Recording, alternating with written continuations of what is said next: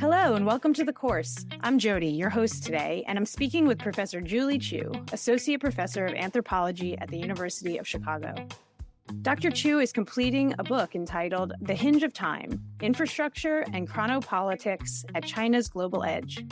She has received numerous awards, most recently a 3-year mid-career advancement grant from the National Science Foundation for understanding logistics through multimodal experiments in ethnography. She's here to talk to us about her career path and how she became a University of Chicago professor. Welcome to the course, Professor Chu. So as we get into this conversation, I'd love to backtrack and hear a little bit from you about how you got to where you are today. So you can go back as far as you want, stories from when you were young, so we can maybe start there and then work through your education. Okay. Yeah. Honestly, I there's a little serendipity there. I don't know if I can tell a coherent story. Mhm. of That's like nice. I got into academia. I think some of it, what I've mentioned in the questionnaire before, some of it is a process of elimination.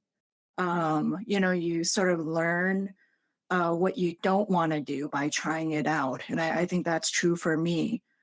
So ever approximating, um, getting closer to the kind of passions that drive you, to be able to translate that into a kind of work that's sustainable and meaningful. And so it's often, some of it is, by happy accidents, encountering the right people, taking the right class, having encountering the right puzzles and curiosities that drive you. But a lot of it, I think for me, thinking back to my education, all that is figuring out what in fact is not for you.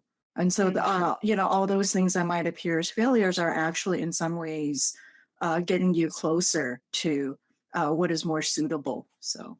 Yeah, trying the path and then backtracking, going down another path and Yeah, seeing and what's sometimes there. it's like a happy diversion. You sort of digress, you find this strand and you follow it. And I think there's something of that sort of mode of engagement that is actually close to how anthropologists go about, encountering and engaging the world in their investigation too. So it might be that where I ended up is suited to my temperament of how I go about investigation too. Well, let's hold off on talking about the anthropology work first. I want to just stay with this kind of like you mentioned, like identifying some passions and following those. What were some things that you were passionate about as a younger person before you started down the path specifically of anthropology? Yeah, that's a good question. I'm a migrant to this country, so I grew up, I think, already in a role of having to translate and deal with the gaps between, trying to convey what, people in my world needed and, the larger public or, public institutions, trying to find a fit or a place in that way. And so it could be that I think much of it is mining that gap, and that gap sort of eventually gets articulated, out of the ill fit and probably frustrations as a kind of interest in something like injustice, right? So I don't think that crystallizes until you have the tools to be able to articulate, what that means. And so for me, it's probably like I'd sort of coming out of, I don't know, middle school, high school, you're kind of developing that sensibility of, how do I sit and manage in this place of tension, and work through these, the ill fit in these gaps. And it's probably not till college that for me at least, really equipped me with the tools to understand and appreciate, what's the pursuit there, what are ways to intervene and make that better. And I think that takes the language of a kind of struggle against injustice or wanting to ameliorate those kinds of conditions, both for myself and other people who might have affinities around that kind of project, around that kind of intervention.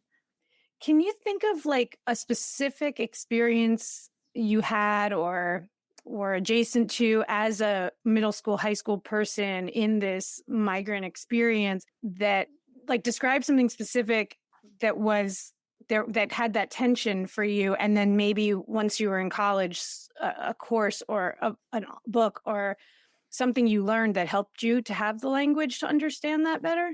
Yeah, I just thinking back and back up to a very early point. So my encounter with public education in this country starts when I migrate and entering preschool. And my mother knows basically two English words, yes and no.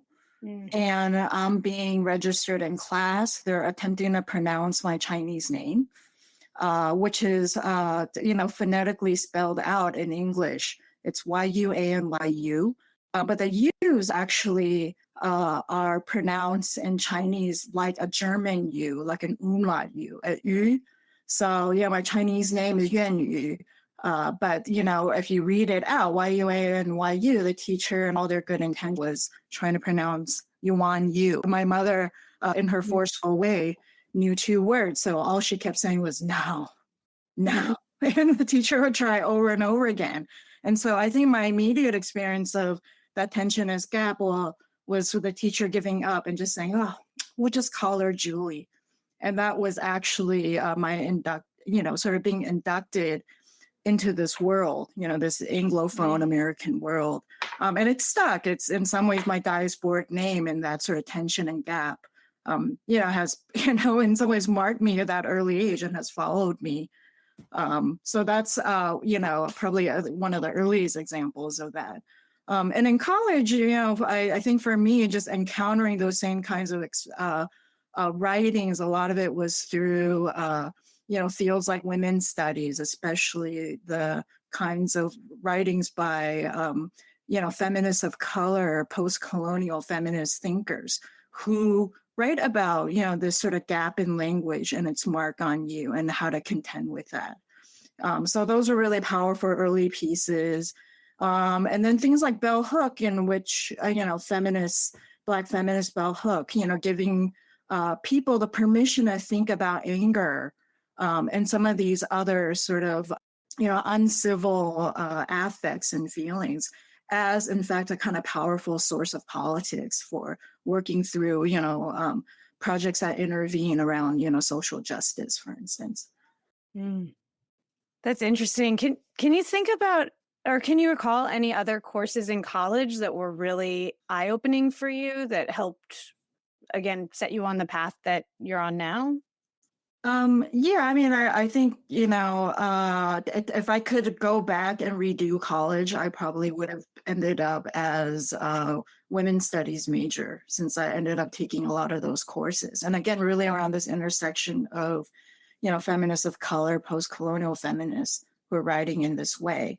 But, I think, again, process of elimination, I sort of found my path into certain courses in that way. As comparative ethnic studies was important to me in terms of classes that brought up thinking about migrant experiences against other experiences of displacement. So, thinking about Asian American studies along Black studies or Indigenous studies was, part of how I came into, the kinds of research interests around mobilities and displacement that I care about. But, in general, even political theory, even, I was a poli-sci major for some reason. Again, realizing belatedly that was not my field after I completed many of the requirements. But the kinds of courses on political theory that really teach you to, pause and critically rethink certain situations. So also through there, I encountered, some feminist theories, some post-colonial theories. And in general, thinking about, political life and, aspirations for the good life and those kinds of things, what constitutes the commons, our common pursuit as a collective, those kinds of questions were important. that came out of that kind of education. And did you leave college with those questions in mind and go straight to graduate school, or what was your trajectory going from one part of your education to the next? Oh no, yeah, I was very ambivalent about and I just not sure. Again, I wasn't someone with a clear path. Mhm. I sort of bumbled through in the latter parts of college, but I also found activism in those latter years. And so I spent a couple of years trying to figure out what I wanted to do post college, doing a little bit of grassroots organizing and some policy research as part of the work I did to get by, and also what I was interested in, mainly around a couple different. I went to school in California, so at UC Berkeley, and that was a period in the '90s in which a couple dramatic California propositions. One Proposition 187 that was anti-immigrant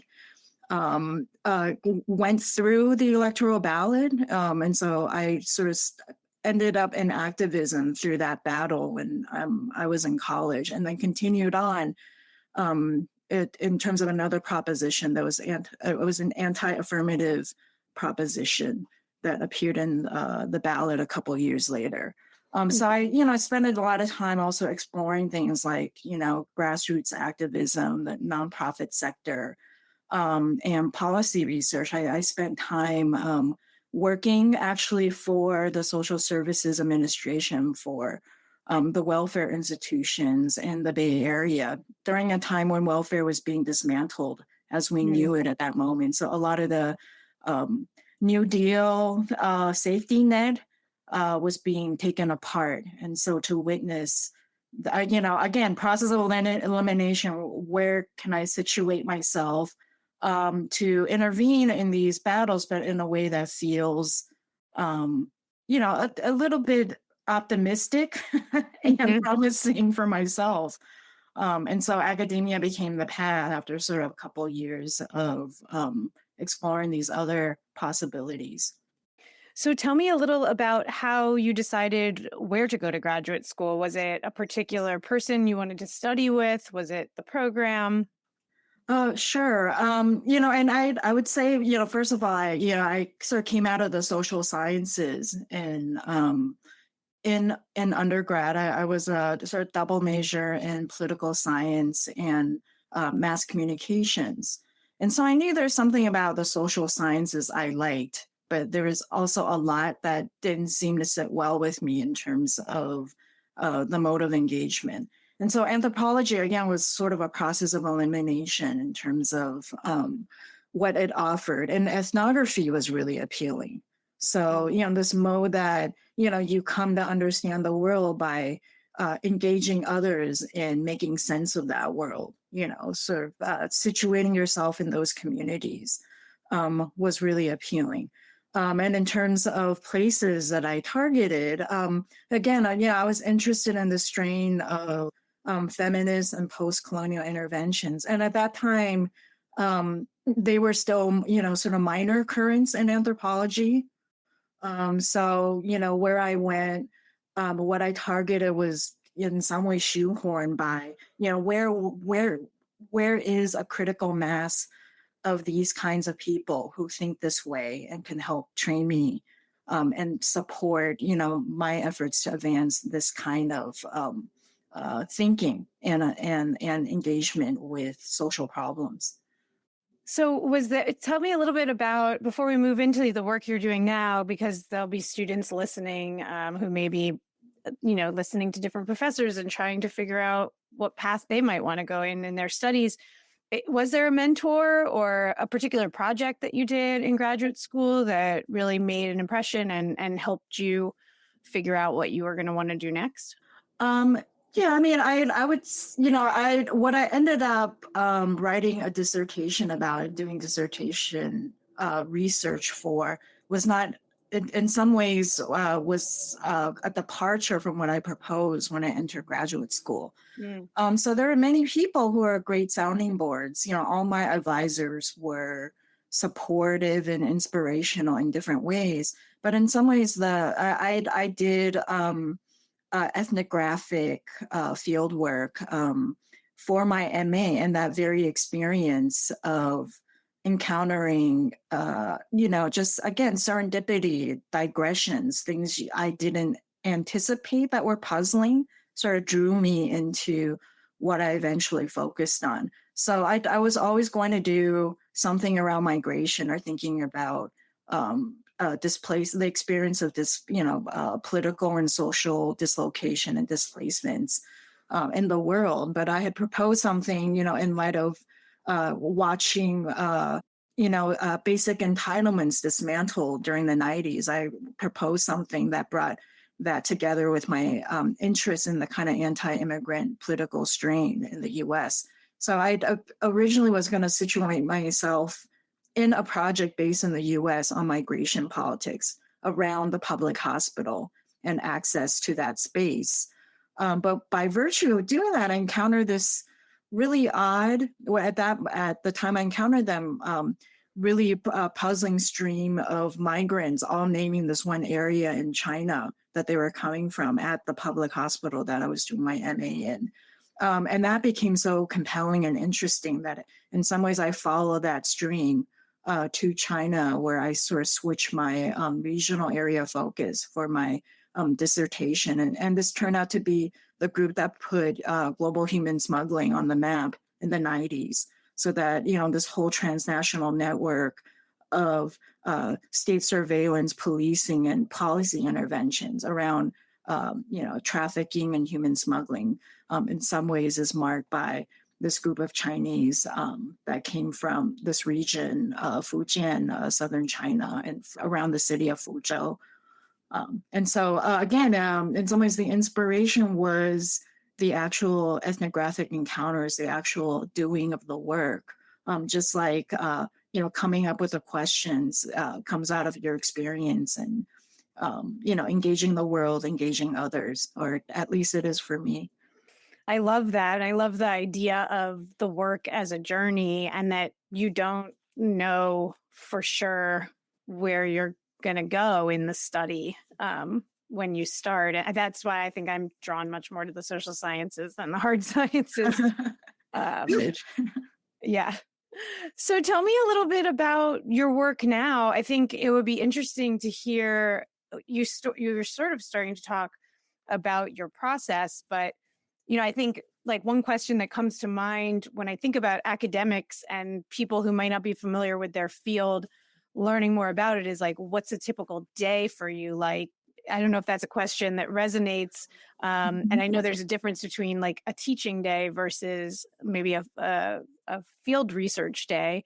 So perhaps you could talk about both, but I definitely want to hear about the field work and, where are you doing research now? And what does that look like for you? Yeah, sure. I mean, I would say, one of the draws to academia, I think I could have done a version of the work I'm interested in and, pursue these commitments I developed, over a lifetime in these other fields like grassroots organizing or nonprofit work or, work in the, public domains of, establish a career in that way. But there's something about, there's routine in academia, but there's always surprises and there's shifts in that rhythm. And I think that those are the things that keeps it interesting and keeps you going. So even now I'm, back in a teaching routine. But, students, the conversations we have are always surprising because the people you gather will vary. And so, classroom dynamics shift precisely because every person entering is bringing a whole body of experience that's different from the person next to them. And so even though there's routine and there's regularity, I'm teaching 2 sections of the same course right now, and they're quite different because of that particular dynamic. You're engaging the specificities of those people in the room and the what they bring to the table. And so, probably the service administrative parts of academia are the most routine, but even there, you're encountering colleagues, you're gathering committees with people, again, who are bringing different experiences to the table. With field work, you're adding something like you're having these conversations, but you're often situating yourself in worlds that are not completely comfortable for you. So, for my first project, I mean, I'm a migrant, but I'm not familiar with the parts of China I went to. And we had these affinities we shared. We share a social problem that myself and my interlocutors in the field are interested in. But the very situation I put myself in is going to provoke certain surprises and things that lead to these happy digressions or these pathways you wouldn't otherwise have encountered if I was operating from something like a more positive sense of the social science, where my job is to just fill out the contents of a survey, for instance, that kind of quantitative model, where you're trying to match the model to the facts or to whatever is you consider the empirical. But when you engage people as the mode of empirical engagement, they're bringing things, there's contingency situations, accidents could happen in the situation you find yourself that, can open doors and open ways of thinking. And so that's cool. That's what we do. Part of it is also you adjusting. It becomes a relationship that furthers the knowledge, not me reducing people to subjects and extracting data from them. But they, in some ways, at the mercy and generosity of people I talk to, and I learn from them as part of my way to contribute back to that shared social problem. So, with migration, just, my first project, just being there, trying to figure out why people are doing what they do. A lot of it is this pushback that people give me. Things I identify as interesting, important, might be things they don't think about at all. And that, so I follow their lead. In my current project, what I sort of reached this, I'm in the process of developing a new project, sort of focusing more on the IT sides of the logistics industry. And that comes out from my second project of spending time at quite alienating places that are depopulated. So contemporary container ports.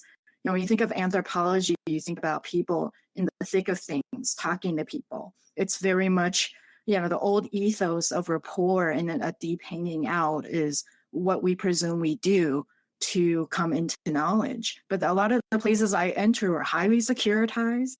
They're not conducive to hanging about. You're a security risk if you just randomly show up.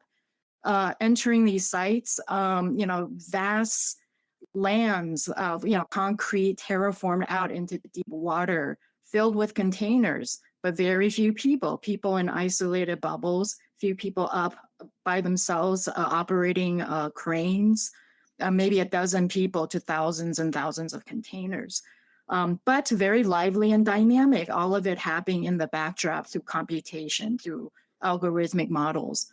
And so I sort of came into this project by virtue of the provocation of the field itself, in which if I'm going to get at the kind of social and machinic dynamisms, I have to learn these new competencies. I need to understand how code works and how, computational machines relay with people in how we now organize, a global trade and global migration. So again, a lot of it is provocation, these surprises of, wait, this isn't how, I usually think field work goes, but the commitment to following whatever that presents you. I think that's really interesting, the kind of like multilingual stuff you're talking about, and this idea of finding human relations in spaces where there aren't that many humans. I also was poking around on your website and I saw this multimedia work you're doing. And I find that really interesting too, especially when you're talking about the shipping containers or being in a factory, or the idea of sound. Can you talk just briefly about this work you're doing now? Because I also think, especially given the world we're living in, where so much content is now being delivered by video. And, I think it's an interesting shift to think about in terms of academia that's always been so text and verbally based to be making a shift to maybe producing research in other through other modes. Yeah. Oh, no, great. Yeah, I mean, I think, you could say there is, sort of a long standing subfield of anthropology around visual anthropology, for instance, which has always been multisensory. So, it probably began more around photography and film, but certainly illustration and these other modes. Have been part of my discipline of training.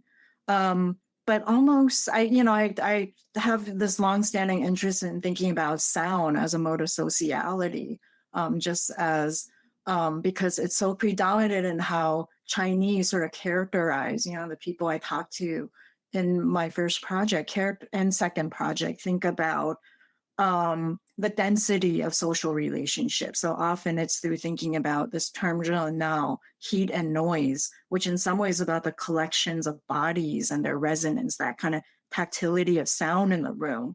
And so again, the port, if you think about mid-century, 20th century, even earlier, it's, the port of Marlon Brando's on the waterfront, with the longshoremen and the saloons and all that, that doesn't exist in the contemporary world of how we organize the majority of how commodities, move through containerized shipping. And so part of it is also thinking about the thin socialities that really organize huge segments of our lives now, including, the thin yet probably broad sense of the kinds of social networks you establish through clicking likes and amassing friends on Instagram or something. And so, part of my effort is contend with that, but I think that, behind that are human designs. And how do you get at these human designs where a lot of dynamism is, even if it's in isolated bubbles?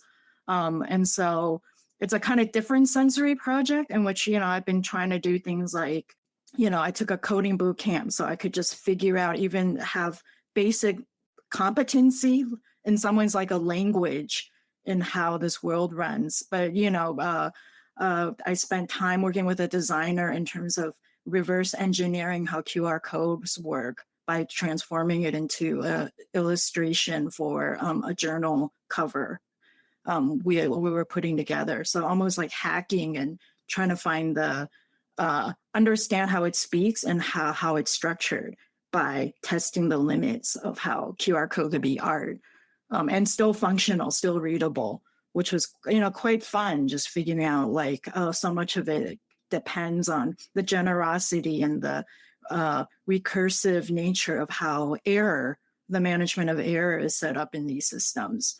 By, we can tweak it to a certain extent and understand where the limits are. And recently I've been doing things like physical computing. So taking the coding I've learned to, with these cheap processors now, these Raspberry Pis that are used to train, kids in middle school and high school with coding. You can get a $35 computer processor, hook it up to various sensors and code it to, light up LED lights or to, calculate the weather or sense, to take measure of certain, sound in the world. And so that's, a process of trying to get at things that otherwise are hard to get at, or proprietary by learning by proxy, working sort of alongside those technologies that are, they're state. If you're talking about a port, there's proprietary state technologies that you can't get out, or they're proprietary commercial things you can't get out. But you can figure out the basic foundations and work sort of in a parallel way to better approximate and understand something in these worlds. So, these are, some of the new things that I'm just sort of going on that this NSF has really opened up, which is to push people to move beyond their usual methods. So, mine would be something like immersing yourself in the experience of field work, where you're chatting with people and developing knowledge through the thick sociality of being around people. but the worlds I'm entering now don't appear that way and sort of require new practices of investigation. I'm like, my mind is like literally like exploding right now, melting. Like, I can't, I did In a not, good way. yeah, I mean, like, I didn't expect when we started this conversation that we would end up talking about coding, but I think it ties up so nicely with where you did start in talking about anthropological work being this network of paths, and you can choose different routes to go on. And so it's just sounds so exciting. And as with each of these conversations, I am just so in awe of the work that you and your colleagues are doing at Chicago, at the University of Chicago, and the creativity and like, it's just amazing. So I hope to learn more about your work in the future. I Oh, think as a final question, if there are young people or middle aged people or whoever people who are thinking about studying anthropology, going into this kind of work, is there any advice you might have for someone? yeah, I think it's probably really particular in terms of the kind of person for advice. Academia it's a tricky space, and it's a privilege. It really is a privilege to be able to be situated as such, but it's not for everyone. And I really think that what drives those of us who are lucky enough to pursue it and to succeed at it. In some ways, it can't be instrumental. It can't be about just career, right? There's got to be some sort of curiosity, some sort of thing that keeps you in the game, that keeps you committed even when it's challenging, when things look bleak. And so again, for me, I sort of thought about all these fields, and in the end, this was the field that held sort of that anchor of possibility and hope that felt like the work was worth pursuing. And so I guess you'd want it to be driven by the work, because all those and the satisfaction in the work itself, whatever research questions you're pursuing. Since all the other things, the institutional factors, the economy, the market, are all incredibly uncertain. So Mhm. I don't know if that makes any sense, but that's what I would say. Thank you so much. Yeah, it makes perfect sense to me. I'm stuck in the academic adjunct land, so I totally understand. Oh, yeah. So you gotta love, Yeah. when you can clear that time and think about those curiosities you brought with you, right, into this. Thank you again for your time today. And course takers, if you enjoyed listening to today's interview, please check out the other ones. Leave us a comment, subscribe, follow, and share this episode with your friends and family. You can find out more about the University of Chicago through uchicago.edu or the university's campus in Hong Kong through uchicago.hk. Stay tuned for more. See you around.